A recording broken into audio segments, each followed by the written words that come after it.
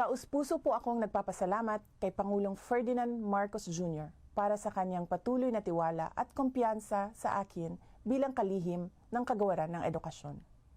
Mahalaga ang kanyang pagkilala sa papel ng lahat ng bumubuo ng Department of Education sa pagsulong ng 8-point socio-economic agenda ng Marcos administration para sa isang bagong Pilipinas.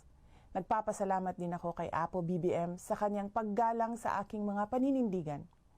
Katulad na lang ng aking pagtutol sa pera kapalit ang pirma sa People's Initiative. Dahil insulto ito sa kahirapan ng ating mga mamamayan at paglabag sa kanilang karapatang magpasya ng malaya. At sa halip na charter change, lutasin muna natin ang kahirapan, mataas na presyo ng bilihin, kawalan ng trabaho at hanap buhay, seguridad at marami pang ibang issue na pasan-pasan ng mga Pilipino.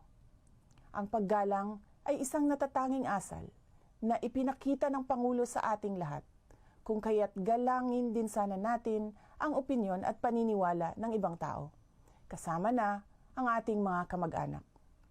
May respeto ako sa mga pananaw at opinyon ni dating Pangulong Rodrigo Duterte, pati na ng aking mga kapatid. Ngunit katulad ng posisyon ko sa maraming mga issue, hindi kailangan na sumasang-ayon ako sa lahat ng mga ito. Pinalaki ako ng aking mga magulang na may pagpapahalaga sa malayang pag-iisip at pagpapasya.